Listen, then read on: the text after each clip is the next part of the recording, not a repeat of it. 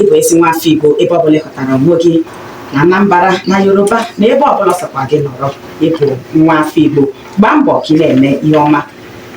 Anyị na-aga n'ihu tupu anyị adọbiri ya bụ okwu n'ọnụ ambasadọ Akpelu Azụnna. N'oge na-adịghị anya, biko gaa n'ihu na ya bụ okwu ịpụ n'ọnụ gbasatara ya bụ otu Njin Nodo tupu ma adọbiri gị ya bụ okwu.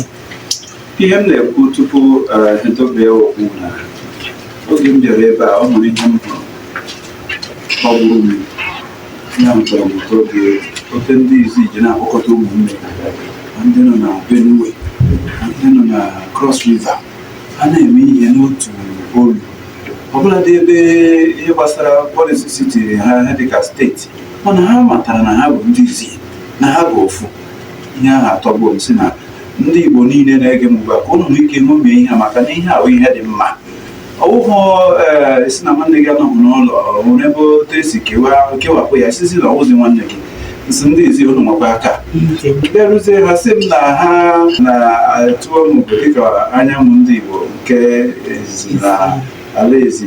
A sịkwa m Chineke ga-agọzi ụnụ maka na Chineke chekwara ndị ya mgbe ndị iro malitere ibuso ha agha ịgọzi ụnụ, mepekwara n'ụlọ ụzọ na ihe niile ahụ ụnụ na-achọ ụnụ ga-enweta ya. Ozi daalụrị nne. Abịakwa m ọzọ n'obi gị Chi Vincent, kedu ihe bụ ọkpụrụkpụ ebumnobi otu a kpọmkwem ka ihe unu chọrọ na ihe unu na-arụ? Ọkpụrụkpụ ebumnobi ọgbakọ ndị Igbo niile bụ ihe ndị oyibo na-akpọ unification and promotion of Igbo man, Igbo woman, Igbo child. Onye ọbụla bụ onye Igbo ka anyị gbakọta, ka anyị jikọta ọnụ. Anyị jikọta ọnụ, anyị nwere ike na-akwado ihe ọbụla onye ahụ na-emebi ihe dị mma. Uche gị kwere omume Igbo ịbịakọta ọnụ dịka otu ndị? Ọ bụrụ na anyị ebido otu anyị si bido, Igbo ga-abịakọta ọnụ, maka na onye fọrọ, onye nọ gị nso bụ onye ga-ebi ụdị ha na-akpọ trust. If you did not know me, I don't know, you cannot be trust on me. But ọ bụrụ na anyị abịakọta ọnụ mara gị, anyị develop that trust, develop that love, ịdị n'otu anyị nwere ike ịbata. Ọ dị mma. Ambasadọ, ya bụrụ na ihe o kwuru bụ eziokwu, kedu ihe ọgbakọ a na-eme iji nwetaso ebumnobi? Dịka o si gwa gị, ihe ndị Igbo na-eme wụ iji gwa onye Igbo onye ha bụ. Ya bụ njirimara ndị Igbo. Njirimara ndị Igbo na ndị Igbo bụ onwe ha n'anya, mana ọ bụ ndị iro bịara na-etinye ọgbaghara n'ime ya. Onye Igbo bụzi nwanne olewe anya ebe ọzọ. Ihe ọgbakọ ndị Igbo niile na-eme iji na-eme ka ndị Igbo ghọta na n'ezie na ọ bụ otu nne mụrụ anyị, na ọ bụ otu nna bụkwanụ nna ndị Igbo niile, ọkwa n'otu ebe, otu olu, ka otu emume ka anyị na-eme. Ka onye Igbo ghara ịhụta nwanne ya, ọhụ nwanne ya dịka onye ọzọ. Ewurukwana nwa afọ Igbo na-ezu ohi, a sị gị wepụ aka ma ha na-ejighị ya mara ndị Igbo. Ụkwanụ nwa afọ Igbo na-atụrụ mmadụ, wepụ aka gị na ya maka na ejighị ya mara ndị Igbo. Ihe eji mara onye Igbo na-agba mbọ. Onye nwa afọ Igbo anaghị arịọ arịrịọ, kama ọ ga-arịọ ego arịrịọ, ọ sị gị nyetụ ya, nye ya ihe ọ ga-aṅụ ka o nwee ike rụpụta ego.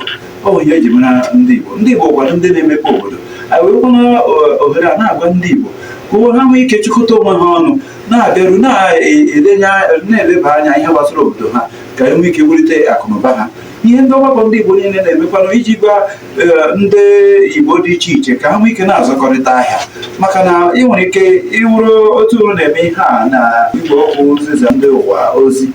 Unu na-eme ya na ọ dị mma, asị onye ọbụla nwere ihe ọ ga-ekwu ọ chọrọ ka ndị Ebonyi steeti nụ na ha bịawa ebe a, maka na otu unu si eme dị mma.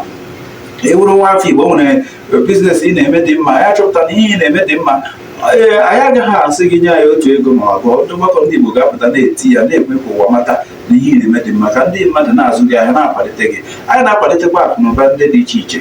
Ọtụtụ ihe ndị anyị ji bịa karịrị akarị. A ga-enwe ihe a na-akpọ free adult education, ndị ọgbakọ ndị Igbo na-eweta ya. A ga-eweta ya na obodo niile. Onye ihe mere ọgbakọ ndị Igbo niile anyị jiri nwayọọ nwayọọ ka o nwee ike rute na ime obodo dị iche iche. Ka a ga-eme ya, a na-eme ya n'Imo, a na-eme ya n'Abịa, a na-eme ya na Anambra, a na-eme ya na obodo niile ndị Igbo nọ n'ime ya. A ga-enwekwa ihe na-akpọ free skills acquisition.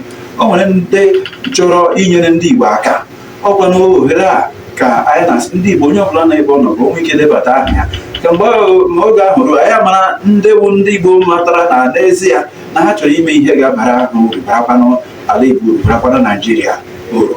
Ọ ya ka anyị na-eme, ọ bụghị ihe ọzọ anyị na-eme. Ka ndị Igbo kwukwa na ekwuru, maka na onye hụrụ nwanne ya n'anya a na-eji ekwuru eso ya.